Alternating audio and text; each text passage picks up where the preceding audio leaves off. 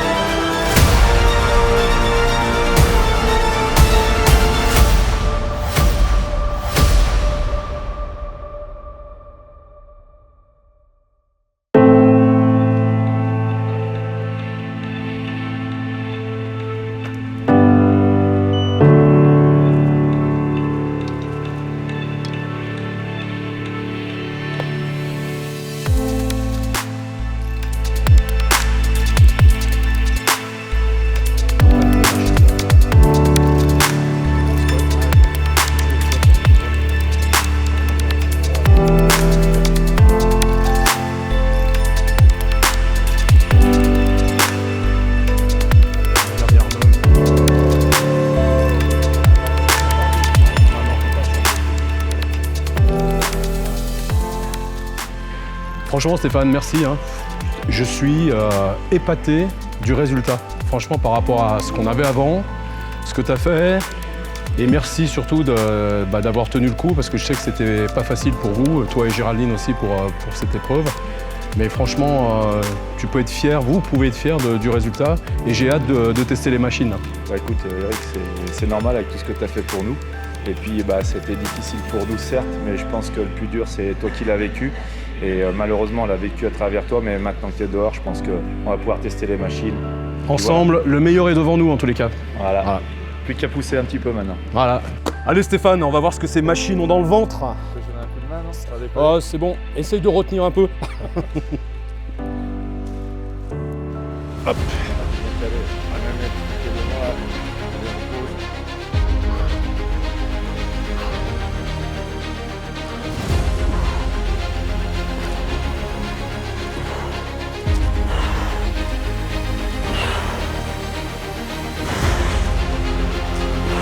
Continue de rigoler là.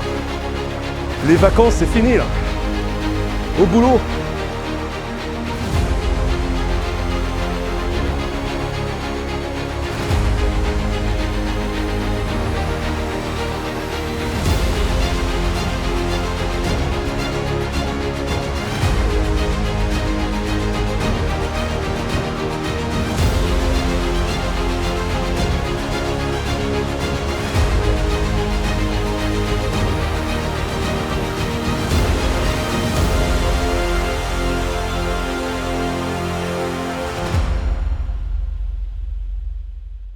Eh bien, bonjour, je m'appelle Stéphane, j'ai 46 ans et je suis un passionné de body et j'ai décidé d'en faire mon métier depuis maintenant pratiquement 20 ans. Depuis tout petit, je regardais des Marvel et je me suis dit que de toute façon, quoi qu'il en soit, je ferais de la musculation pour ressembler à Hulk quand on était gamin. J'ai décidé d'avoir le pari fou de créer une compétition qui s'appelait l'Open d'Héraclès. Et en fait, cette compétition s'est transformée carrément en salon du fitness. En fait, j'ai créé un mini salon comme Paris. Et mon premier sponsor qui m'a suivi, ça a été Eric Favre. Je trouvais très ambitieux et audacieux de monter à Villefranche-sur-Saône un salon du sport avec une compétition de bodybuilding. Donc j'étais très intéressé à connaître la personne qui organisait ce show. J'ai demandé à Stéphane de venir se présenter. Quand il m'a demandé quand c'est qu'on peut se rencontrer, je lui ai dit dans 10 minutes. Et de mémoire, je me souviens que quand Stéphane est venu, il m'a présenté son dossier. Je lui ai tendu mon dossier de sponsoring. En fait, j'étais assez surpris parce qu'il a pris mon dossier et il l'a jeté à la poubelle. Et en fait, c'est pas tant le dossier qui me présentait qui m'intéressait, c'était surtout l'homme et son projet qu'il avait dans son cœur et dans sa tête. Donc moi, vu que j'ai un caractère assez atypique et assez dur, je me suis pas démonté, je lui ai dit écoutez, c'est pas parce que vous êtes le patron des 3 chaînes que vous devez jeter mon travail à la poubelle. Donc à partir de là, j'ai repris mon dossier et je lui ai dit j'ai pas besoin de vous. Et Eric m'a rappelé à ce moment-là avec un petit sourire en me disant écoute, assis-toi, en fait je voulais juste voir à qui j'avais affaire. Il me dit ton dossier, j'en ai pas besoin. En fait, je voulais savoir la personne que j'avais en face de moi et c'est bon, tu m'as convaincu.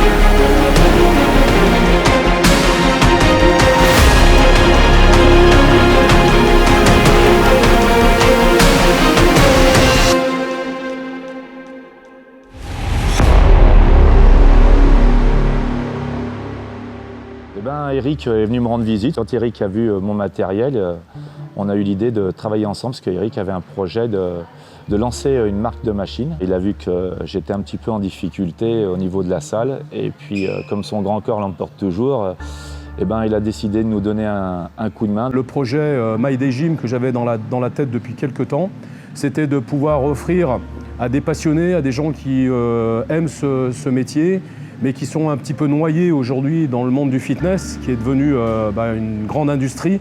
Et moi, ce qui m'intéresse, vous le savez, c'est de retrouver un côté très humain, très familial, et de permettre à ces entrepreneurs, à ces patrons de salles, de pouvoir renouveler leur matériel, de pouvoir donner un petit peu de sang neuf là-dedans, avec des moyens correspondant à leurs possibilités. Alors au moment de créer My Day Gym, malheureusement, il est arrivé cet accident de parcours où Eric allant tout simplement en prison, il faut dire les choses. Ce qui fait que Stéphane ne s'est pas trouvé avec une solution que j'étais censé lui apporter, mais s'est retrouvé avec des problèmes supplémentaires. Sauf que moi j'avais confiance en cette personne, en Eric, et j'ai décidé de ne pas quitter le bateau. Pourtant, d'autres marques qui en ont profité pour venir me faire une contre-proposition. Mais je voulais rester fidèle à Eric, comme lui il est resté fidèle avec nous depuis tout le temps. Donc ça n'a pas été simple parce qu'il a fallu qu'on reçoive les machines nous-mêmes, qu'on les monte nous-mêmes, mais on y est quand même arrivé.